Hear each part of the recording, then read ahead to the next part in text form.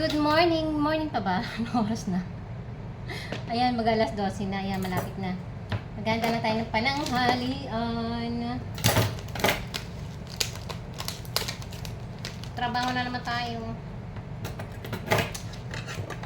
Ayan. Gawa ko ng soup. Kalabasa.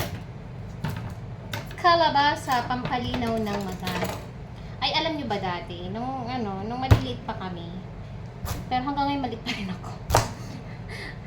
Laging sinasabi na sa amin ng magulang namin. Siguro naririnig nyo rin to nung kabataan nyo, Siguro hanggang ngayon ginagamit pa rin natin to sa ating mga junakis. Yung mga ganitong salita na, ayan, kumain kayo ng kalabasa kasi pampalinaw yan ng mata. Syempre kami, gusto man namin na malinaw ang mata. Syempre, sino bang ayaw na malinaw ang mata, diba? Syempre, sunod, kain ng kain. At dahil nga sinasabi lagi ng magulang namin na pampalinaw daw ng mata, pagkalabasa ang ulam, tuwang-tuwa ako. Ala, wala kang gloves. Didikit yung yung dagta, ang arts.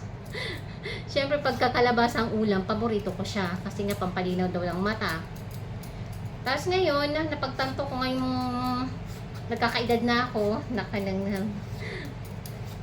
dito ko napagtanto na hindi naman pala pampalinaw ng mata to. Dahil ang totoong pampalinaw ng mata, pera naman talaga, diba? Aminin natin yan. Aminin natin na pera talaga ang nagpapalinaw ng mga mata natin. Hindi natin tatanggihan. Sabi pa nga nila na hindi daw nabibili ng pera ang kaligayahan. Sino may sabi noon? Kahirap pa pag walang pera. Hindi ka makagala. Hindi mo mabili gusto mo. O, diba? O, yan. Sinasabi lagi ng mga na hindi natin kailangan ng pera para sumaya. Aba, sa taas ng mga bilihin ngayon kung wala kang pera, tingnan ko lang kung magiging masaya ka pa. Lalo na alam nyo ba yung mga ang issue na naman ngayon ng Meralco, no? Ang tindi. Issue ng Meralco. Ay, pati ba naman yung mga hindi natin babayaran natin, di ba dapat sa government natin yun? O, asa ng napakagaling natin na government? Grabe. Ang mga excess na bayarin sa mga consumer pinasa. Tama ba yun? Paano naman tayo mga wala ng pambayad halos? Tapos dadagdagan pa nila. Diyos ko, pag nakikita ko yung mga ngayon about yan sa issue ng Meralco, naku po, nakakagigil. Alam niyo ba yon?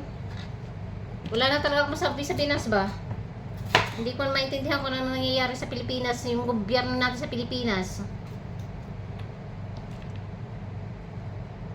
Wala na nga halos makain ng mga tao, dadagdagan pa nila.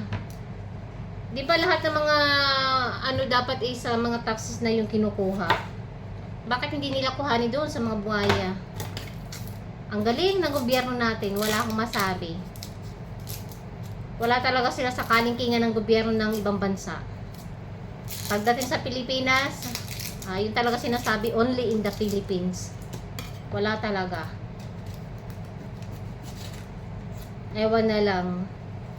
Ang dami-dami kong nababalita, kaya tayo nare-restrict na sa pagiging chismosa natin, pagiging marites. Ito pa, may nakita pa ako. Yung about sa mga financial ng mga riders. Yung isa doon, naku, kawawa. Ewan ko lang kung ano nangyari ngayon. Wala na ako masabi. Siyempre, sa sobrang init ng panahon ngayon, magsisiksika ng mga tao. Dati yung gobyerno natin, yung nagpapalakad ng government natin dati.